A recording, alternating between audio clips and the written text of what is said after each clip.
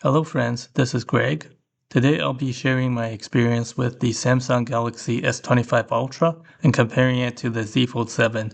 Which one do I like more? We'll find out. The S25 Ultra was released in February of 2025 with a starting price of $12.99 for the 256GB model. It has a 6.9-inch display, weighs 218 grams, and has a 200 megapixel camera and a 5000 milliamp battery. I picked mine up around Black Friday for $850. I bought the OtterBox case for the S25 Ultra for $20.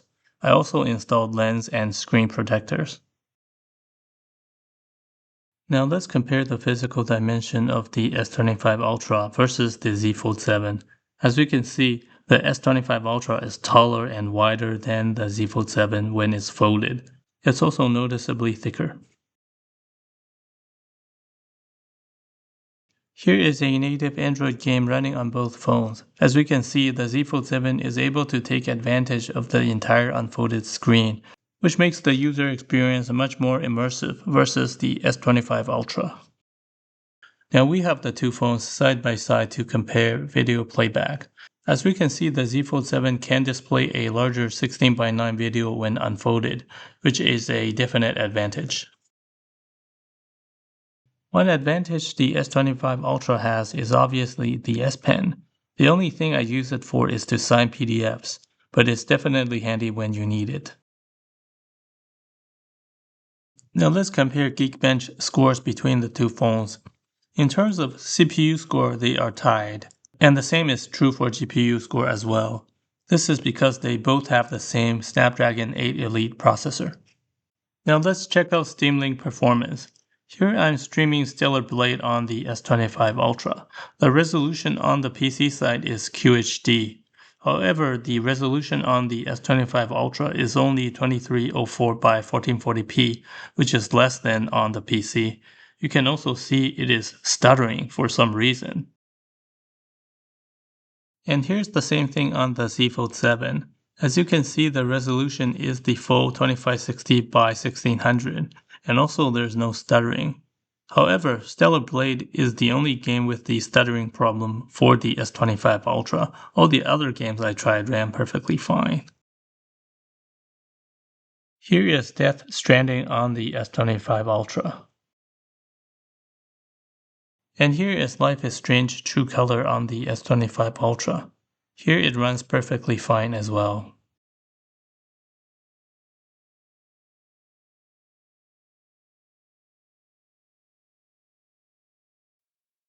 Here is The Legend of Liao Tianding.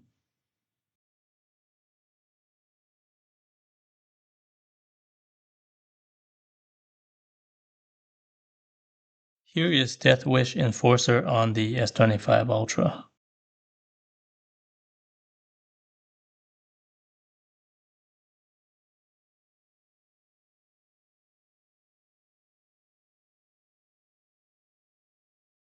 Here is Ni no Kuni Wrath of the White Witch.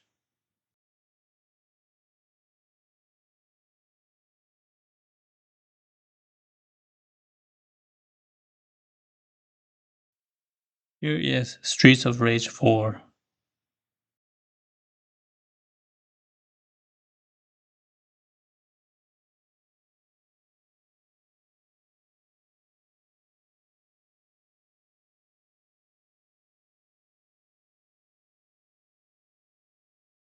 Here is Elden Ring.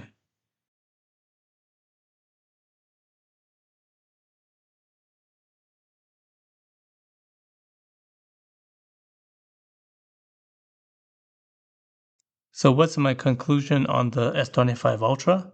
I think it is a fantastic slap phone with the highest pixel per inch I have ever seen.